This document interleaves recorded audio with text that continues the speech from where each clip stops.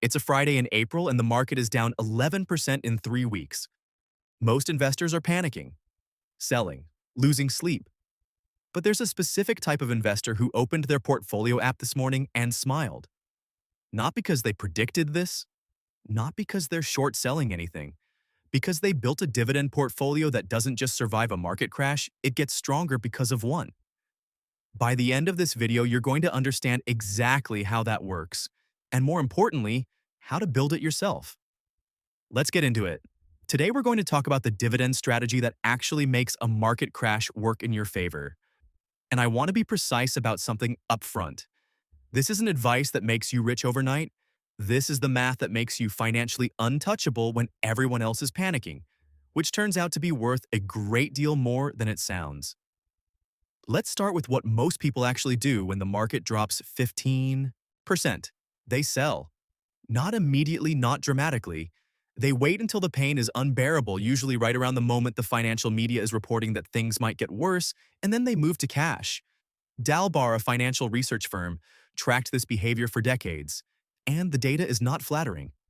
According to their most recent report, the average equity investor earned 9.24% annually over the last 20 years, while the S&P 500 returned 10.35%.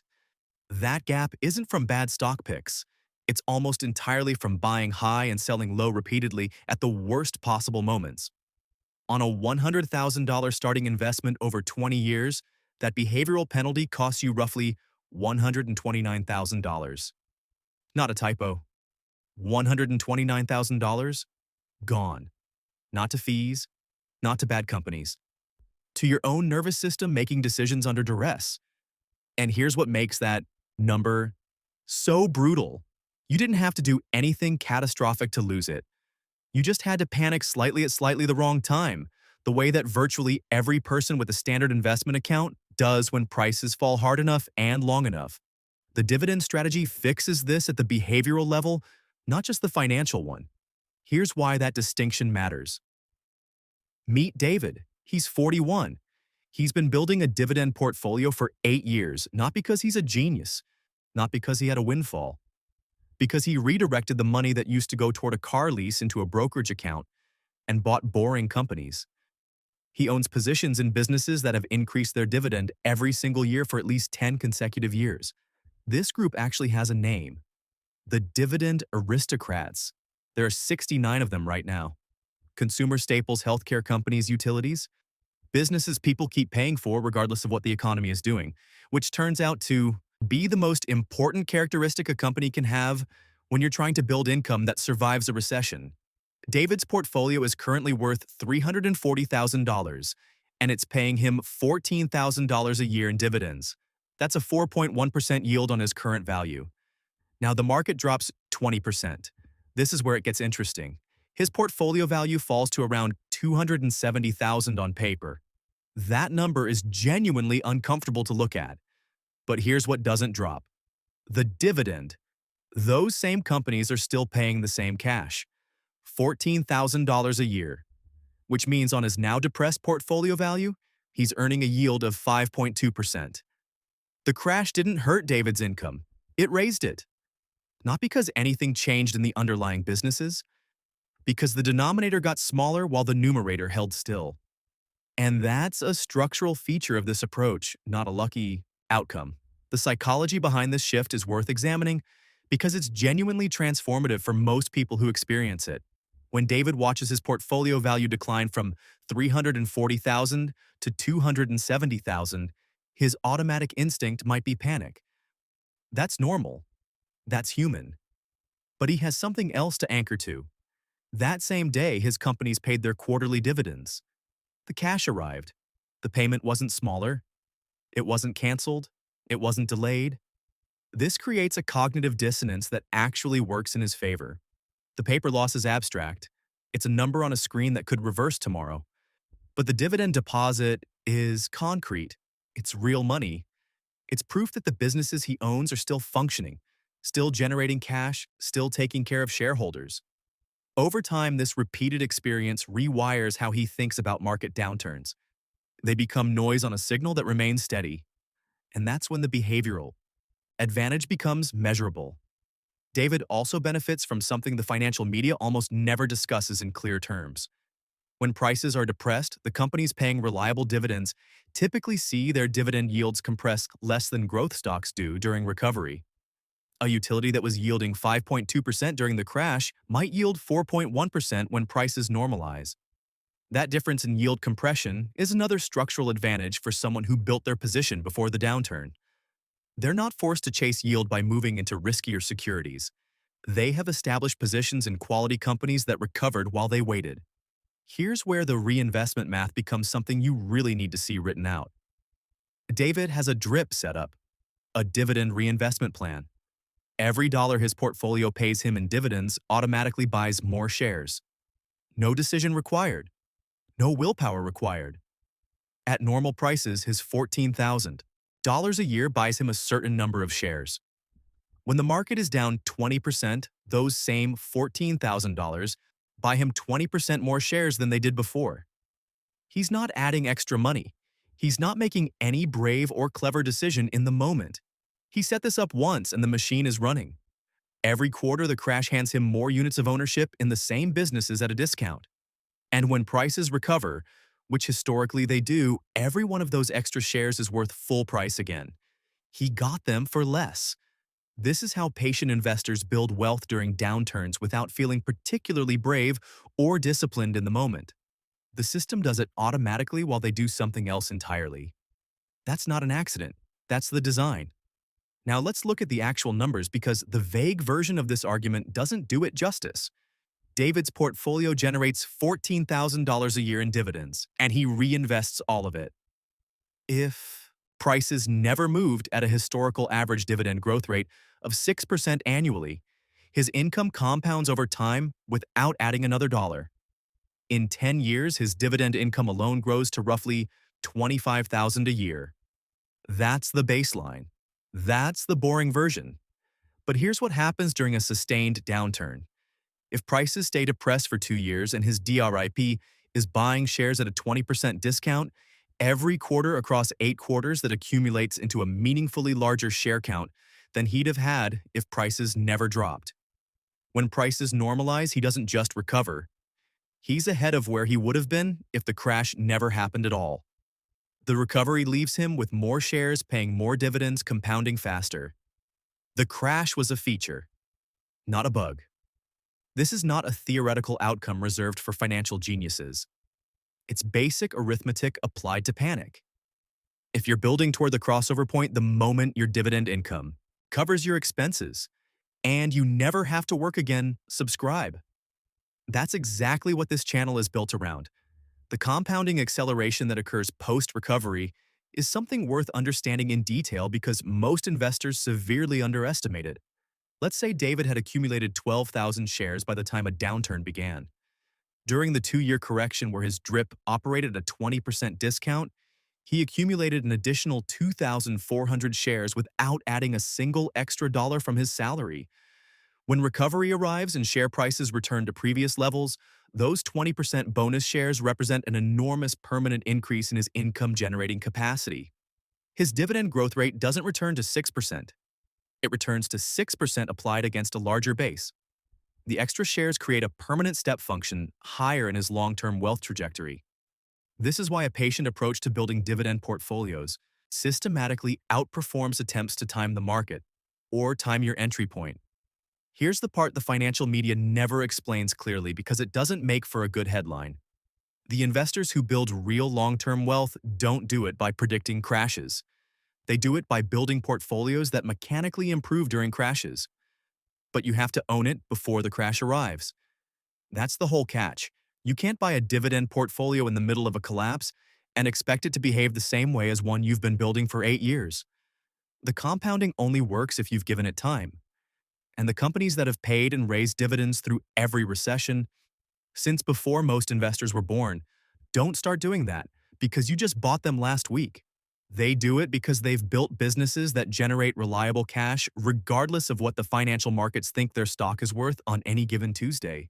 This is where the real work happens, not during the crash, long before it, and that's why the strategy feels counterintuitive when you first encounter it. You're not preparing for a crash that's coming. You're building a machine that profits from the next one and everyone after that.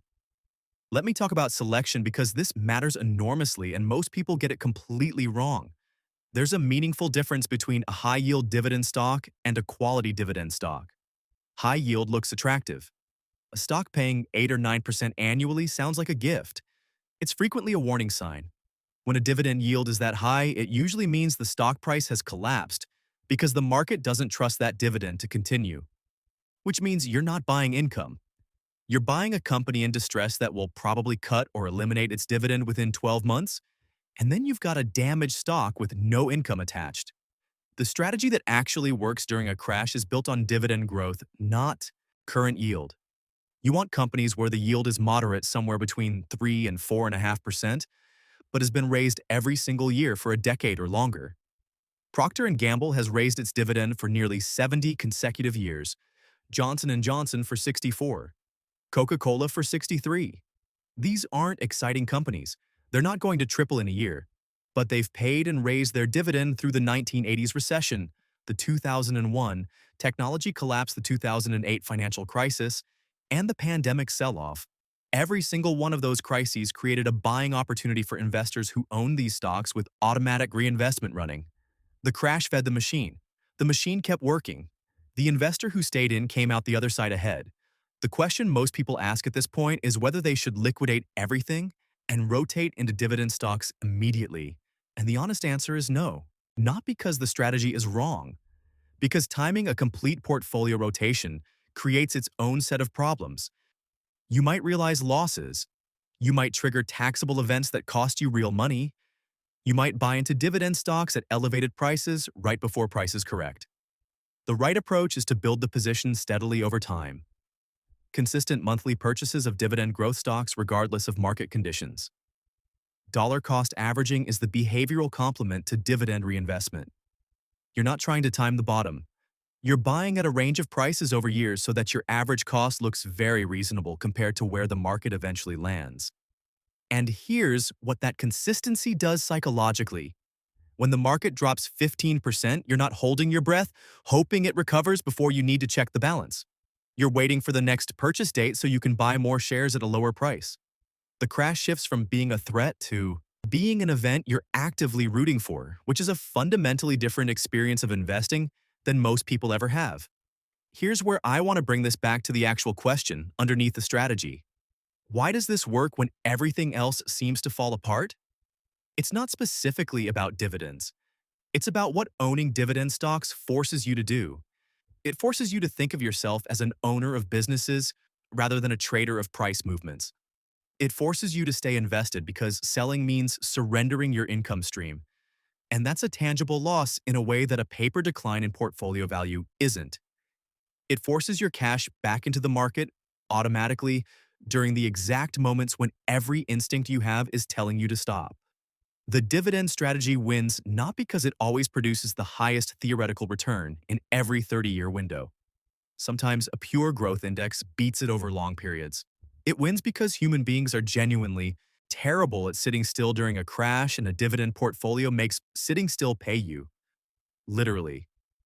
Every quarter, the portfolio deposits cash and buys more shares, and you didn't have to do anything except not sell. That feedback loop is worth more than most people understand until they've lived through it. The Dalbar data proves the point from the outside.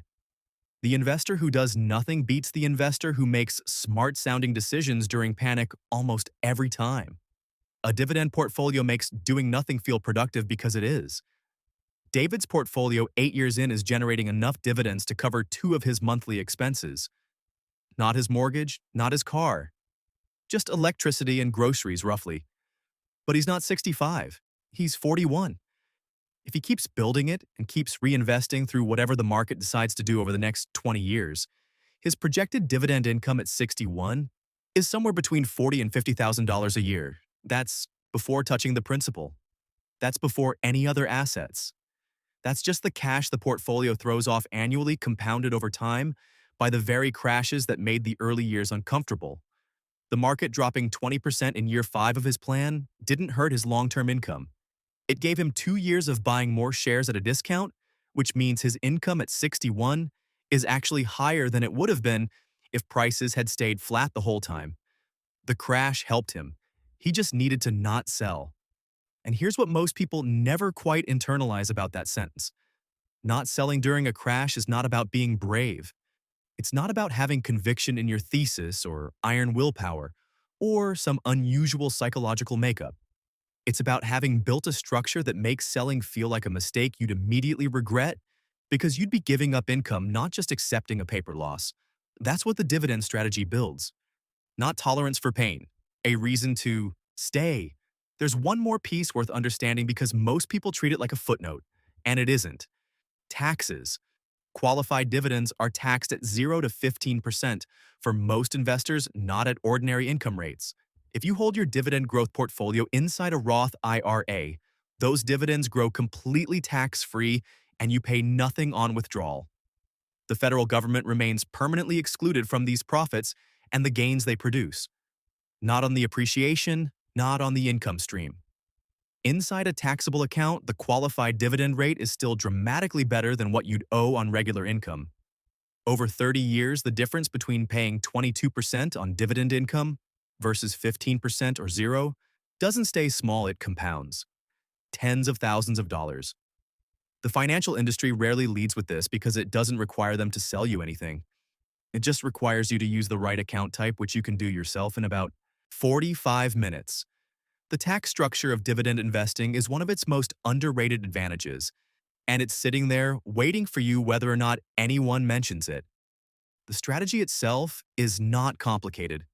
Buy shares in businesses that have raised their dividend every year for at least 10 consecutive years. Reinvest every dividend automatically. Add to the position consistently regardless of what the market is doing. Do not sell when prices fall. Hold long enough for the compounding to work. That's the whole thing. What makes it hard isn't the knowledge, it's doing nothing while your portfolio value drops on screen, and trusting that the quarterly dividend deposit is the real signal, not the number showing in red. Most people can read the strategy in 5 minutes and understand it completely. Staying in it during a 20% drawdown when the financial headlines are describing the situation as a potential catastrophe is a different skill entirely. And it's the one that actually determines whether the math in your favor for 30 years ever has a chance to run. The strategy we cover today only works if you're buying the right companies. And that starts with understanding what separates a quality dividend stock from one that's going to cut its payout the moment things get hard. If you want to go deeper on that, this video is the next one to watch.